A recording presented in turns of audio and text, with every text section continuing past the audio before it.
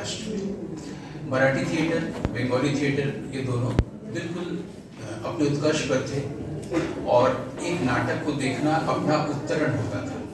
उत्तरण मतलब ट्रांसेंडेंस। हम कोई प्ले देखते थे, देख के जब हम लौटते थे तो हम ये नहीं होता था कि हम वही रह गए जो हम ऑडियंस के रूप में एंटर किए थे। ये एक बहुत बड़ी भूमिका है 1930 टू 1960।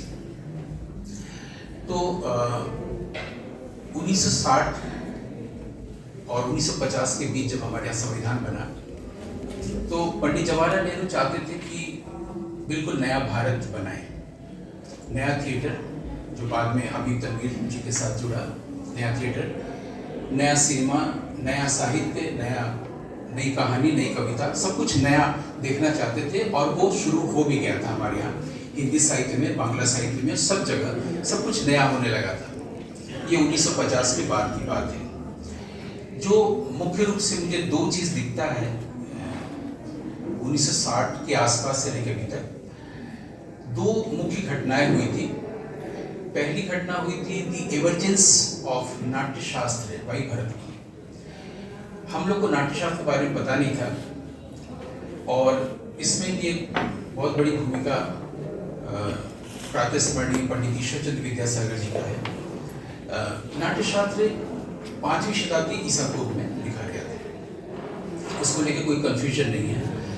और नाट्यशास्त्र से पहले संस्कृत नाटक की परंपरा नहीं थी, ये बल्कि हमारे यहाँ शास्त्रीय रंगकर्म की परंपरा नहीं थी। नाट्यशास्त्र के बाद से शास्त्रीय रंगकर्म या क्लासिकल थिएटर की परंपरा शुरू हुई, जो भास, शूद्रक, कालिदास आदि के द्वारा फिर आगे बढ़ी। ये बात है 5वीं शताब्दी ईसा पूर्व से लेकर के 8वीं शताब्दी ईस्वी तक। तो उसके बाद मुस्लिम इन्वेशन और फिर मुगल पीरियड में ये खो गया था और हम लोग नहीं जानते थे कि हमारे देश में वेद है, उपनिषद है, गीता है, रामायण महाभारत है, संस्कृत थिएटर है, नाट्यशास्त्र है।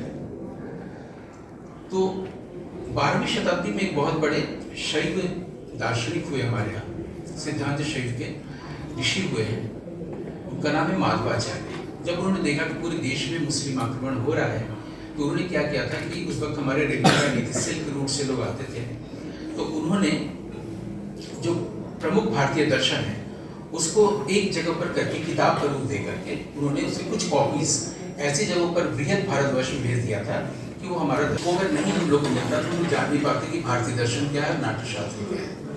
600 साल बाद उसकी 2 कॉपी विद्यासागर महाशय को कलकत्ता में मिली और फिर बनाया और उसको उन्होंने उस वक्त एशियाटिक सोसाइटी को उन्होंने अनुग्रह किया संस्कृत डिपार्टमेंट की ओर से कि इसको एडिट करने की ज़रूरत है। एशियाटिक सोसाइटी, आपको मालूम होगा कि हमारे ब्रिटिशर्स आने से पहले बॉम्बे में, कलकत्ता में, ढाका में एशियाटिक सोसाइटी की स्थापना की थी ताकि भारतीय जो गोल्डन बर्ड कहा जाता है इसके ज्ञान संप्रदाय को जाना जा सके। विद्यासागर जी ने उसको एडिट किया एशियाटिक सोसाइटी के अनुग्रह पर और फिर उसके बाद हम लोगों ने जाना, उसमें 16 दर्शन थे। हम लोगों ने जाना कि भारतीय दर्शन क्या है, शैव दर्शन जैसा भी कोई चीज़ हुआ है, नाट्यशास्त्र जैसा भी कोई चीज़ हुआ। और ये बात है हमारे यहाँ 20वीं शताब्दी की, जब हमारे यहाँ भारतेंदु हरिश्चंद्र हुए हैं और विद्यासागर जी का समय हम जानते हैं 1820 ऑनवर्ड से। तो विद्यासागर जी का एक बहुत बड़ा ये अवदान हम लोग अक्सर छोड़ देते हैं, क्योंकि जब भी ये नाम लेते हैं, बंगाल में भी मैं गया था तो बार बार हम लोग दोहराते हैं सती प्रथा। अभिनव गुप्ता हमारे यहाँ ऐसे प्लेस होते थे जिसमें 3 चीज़ें बहुत इंपॉर्टेंट हुआ करती थी, टेक्स्ट, एक्शन और इफेक्ट, यानी कि नाट्यालेख, अभिनय और रस, जिसको हम अंग्रेजी में इफेक्ट कर रहे हैं। ठीक है, डायरेक्टर का कॉन्सेप्ट नहीं था। अजीब लगेगा सुन के कि बिना डायरेक्टर के प्ले कैसे होता था, जरूरत नहीं था। अगर एक्टर है, एक्टर के पास एक ग्रुप है, उसका एक कोई मेंटर है या उसका कोई मैनेजर है, इतना काफ़ी है। अगर वो पूर्णांग रूप से अभिनेता है तो निर्देशक की जरूरत नहीं है। इससे हम कट चुके थे जब हमें नाट्यशास्त्र मिला आधुनिक भारत में।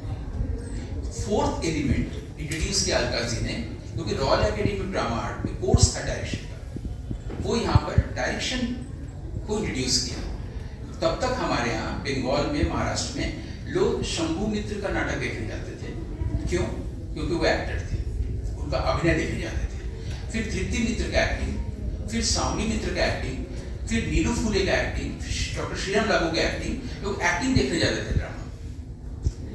तो अलका जी के नेशनल स्कूल ड्रामा और उसमें ड्रामा बहुत ही खूबसूरत नाटक, मैंने खुद देखा है, पुराने किले पर तुगलक वगैरह। उसमें लेखक तो तैयार हुए, सुरेंद्र वर्मा, गिरीश कर्नाड आदि, डायरेक्टर तो तैयार हुए, लेकिन 60 सालों में, मैंने 1960 से लेकर 2020 तक, अगर मैं आपसे कहूँ कि हबीब तनवीर के किसी ग्रुप में या बीबी कारंत के पूरे टीम में आप किसी एक एक्टर का नाम बताइए तो आप नहीं बता सकते।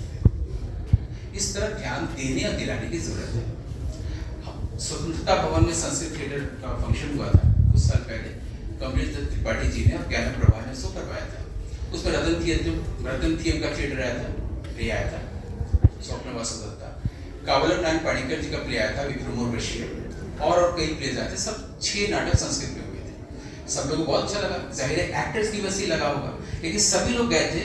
पाणिकर जी का प्ले है, रतन थियम का प्ले देखने जा रहे हैं, सबसे एक दूसरे से कह रहे हैं कि रतन थियम साहब का प्ले हम लोग देखने चलेंगे, है ना। 40 लोगों की टीम आई थी, पेपर में किसी का नाम नहीं अगले दिन आया, सब लोगों ने वाह वाह किया। एक हफ्ते बाद मैंने पूछा कि अच्छा उसमें से किसी एक्टर को आपका नाम आप बता सकते हैं। 60 साल में ये एक बड़ा नुकसान हुआ है हमारा, एक्टर पृष्ठभूमि में चला गया है, डायरेक्टर इंपॉर्टेंट हो गया है।